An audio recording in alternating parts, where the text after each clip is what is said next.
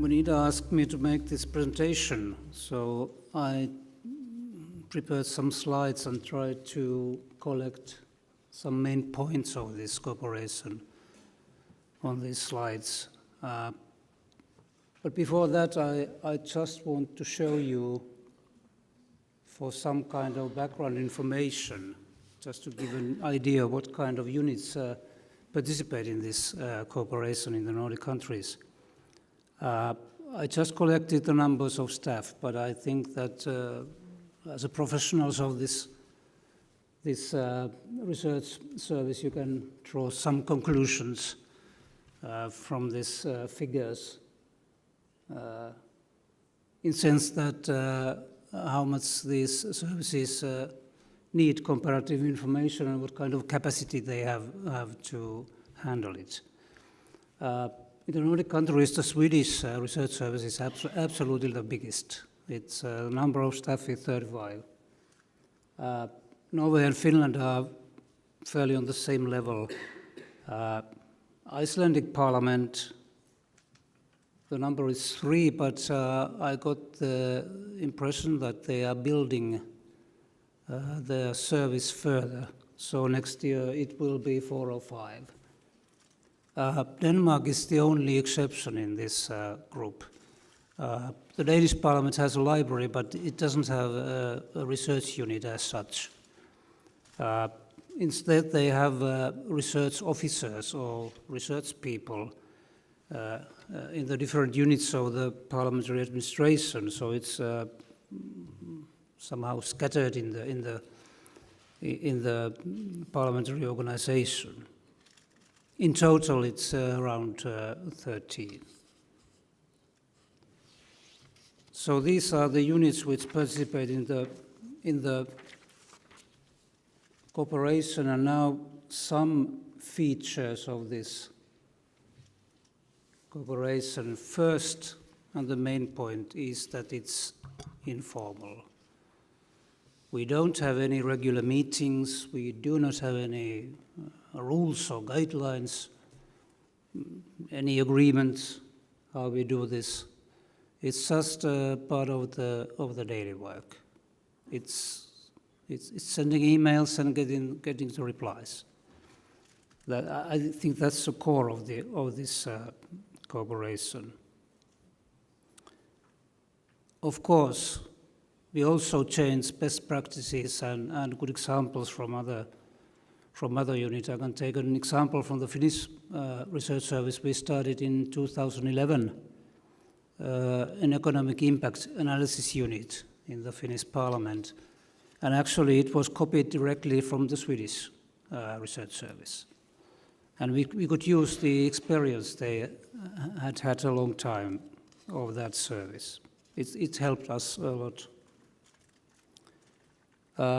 This cooperation has a long time tradition back, I don't know how long, tens of years. And it's part of the Nordic cooperation. The parliamentary units, other parliamentary units have also lots of cooperation with each other. The members have the Nordic Council and so on.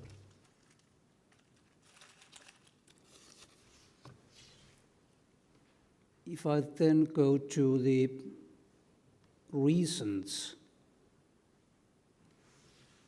for this cooperation, so I think it's based on the similarities of the Nordic countries. These 5 countries are fairly small. The structures of the society are fairly similar. The legal systems are fairly similar. These countries have historical contacts with each other where this derives from. The contacts between the research service, they are direct. Usually we send the request via the ECPRD Correspondence, but there's lots of direct contacts too. If I then go to the second main reason for this cooperation, and it's the language. Sweden, Norway, and Denmark have a more or less a common language which is understandable to all of them, so that the Swedes can understand Norwegian and Danish and vice versa. We call it some kind of Scandinavian language, but that's the core of the language regime. Finland has linked to this because Finland has two official languages, Finnish and Swedish. We have a Swedish minority, around 6% of the population. Swedish is taught at schools. It's compulsory. And for instance, in the Finnish research service, we have always had one research officer who speaks Swedish as native language, and of course takes care of the Nordic contacts. Iceland is the exception in this group. The Icelandic is a Nordic language, but it's so remote that it can't be used in these connections. Knowledge of Danish in Iceland was common earlier, but nowadays I have the impression that they prefer English. But in a big picture, we have a common language in the Nordic countries, and that's the essential part of the cooperation.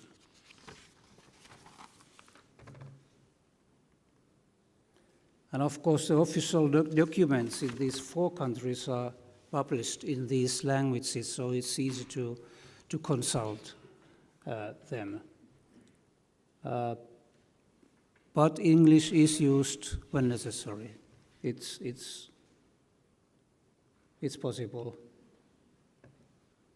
The frequency, I don't know, because, for instance, in the Finnish Research Service, we don't have any statistics how many requests we get from other Nordic research services and how many we send. I think it's some dozens of requests per year. And the value, I would say, it's highly valued. It's part of the thinking. For instance, in Finland, if we need comparative material, we first turn to Sweden, and then to the other Nordic countries, and after that to the EU countries. So I think the main points here are that the cooperation is informal. It's based on the similarities of the Nordic countries and also the common language between the countries. Thank you.